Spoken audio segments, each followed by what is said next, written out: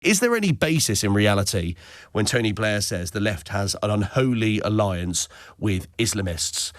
Now, before bringing in some colleagues, some commentators on this morning my colleague Lewis Goodall on LBC spoke with Dr. Wahid Akhtar, who is Secretary-General of the Muslim Council of Great Britain, and this was his response to what Sir Tony Blair has said. Honestly, I can't hear what Tony Blair has to say over the dying sounds of a million Iraqis. I think anything he has to say should be filed in the dustbin of history. And this is exactly it. A man can kill, be responsible directly or indirectly for 1 million deaths and just decide to come back into political life, as if that blood washes off so easily. And like what he has to say really isn't worth talking about. Not only him, but there are many others. This is how you make yourself relevant. You want to get relevant? Just say the most unhinged thing you can think about immigrants, about Muslims, about black people, about Jews, and you will find yourself a platform. You'll find yourself people who are benefiting off this. Checking. Okay, that was the Secretary General of the Muslim Council of Britain speaking with LBC. Ajmal Masroor is Imam and broadcaster who stood as an independent candidate in East London in the 2024 general election. Delighted to say that Ajmal joins me on the line now. Thank you for your time, sir. What do you think Tony Blair is trying to get at with this article? Hi, Henry. I hope you're well. Thank you. It's a very sad development, especially when Tony Blair is speaking, the man who is the architect of chaos in the Middle East.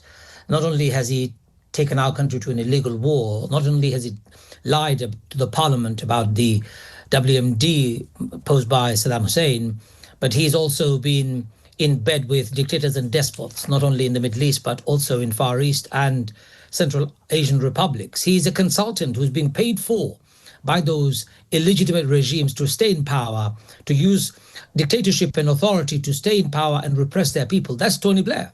Well, so when Tony Blair speaks, I say to myself, I should just shut my ears and say to this man, you should be locked up in prison and your keys should be thrown away, for you are a war criminal and you're a liar. Okay, well, that's the man, and I appreciate your strong views on him. What of the message? The message is absolutely incorrect. Firstly, he is conflating the word Islamism and Islam and confusing it, and it's very convenient. What is Islamism? And this is something that has been constantly weaponized by many, starting with Tony Blair after the illegal Iraq war. Many of us who voiced our concern, those of us who protested, those of us who called for ethical foreign policy, taking the word from late Robin Cook, the former foreign secretary of Labour on the Labour Party, we're talking about foreign policy being ethical, and Tony Blair and his friends don't like it. So any one of us who speak against British government's foreign policy, they call us Islamists, as if they're going to be silencing us.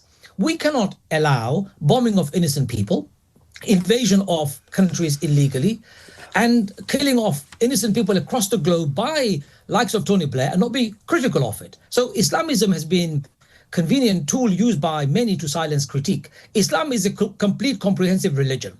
It covers my life from the day I'm born, from the moment I'm awake until I go to sleep, from my private to my public, from my economy to my politics.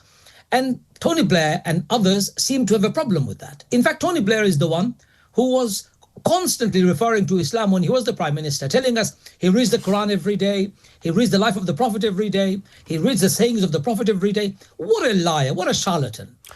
Okay, and I understand that point, but when he's talking specifically about anti-Semitism, and you're right to point out that distinction, which I think has been weaponized between Islam and Islamism, but if we talk of the political ideology that is Islamism, this sort of fundamentalism and what that stands for, surely that, not the link with progressive politics, but he's right to make the link with anti-Semitism, isn't he?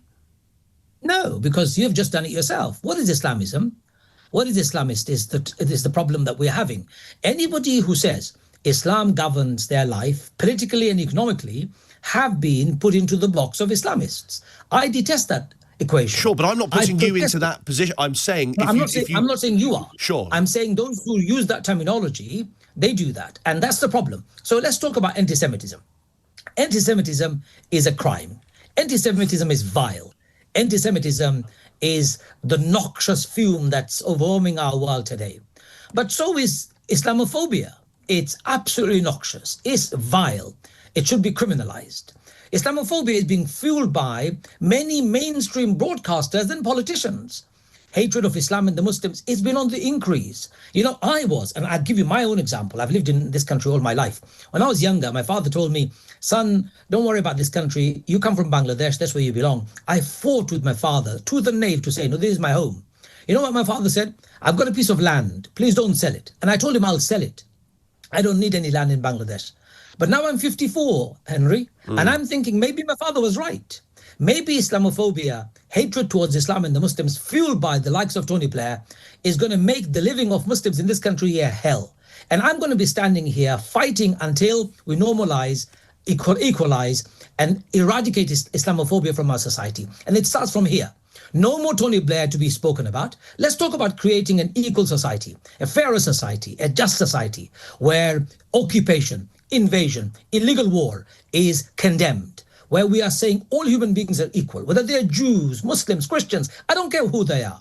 They're all human beings. They're my brothers and sisters in humanity, and I respect them all. When Tony Blair can talk like that, then I'll respect him. Thank you, Ajmal. As always, Ajmal Masroor is Imam and broadcaster who stood as an independent constituency at the last election.